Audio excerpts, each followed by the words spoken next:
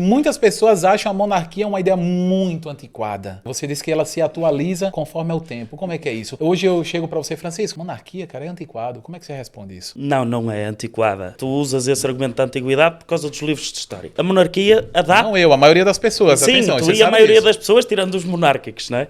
Exato.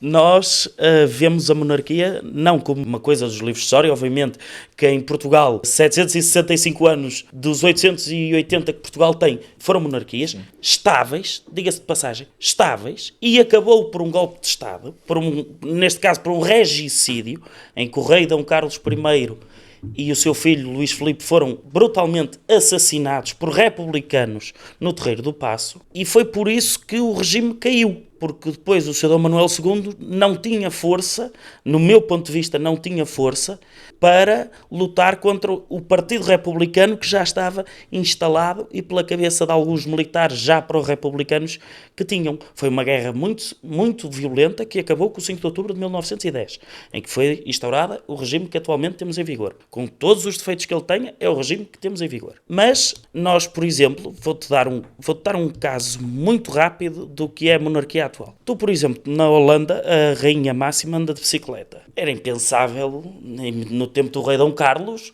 o rei Dom Carlos sair de bicicleta, porque nem havia, se calhar, mas não é as bicicletas que nós conhecemos. O rei Dom Carlos, com todo aquele seu peso e aquele seu entourage que ele tinha, e ele sair de bicicleta pelas ruas de Lisboa, já tinha o seu irmão que andava em carros de bombeiros e em carros pelas ruas, mas aí foi um ponto de viragem, mas era impensável, estamos a falar no século XIX, XX. Hoje em dia, obviamente que a monarquia não tem tantos protocolos, e os que tem são muito mais liberais do que eram nos outros tempos, em tempos passados.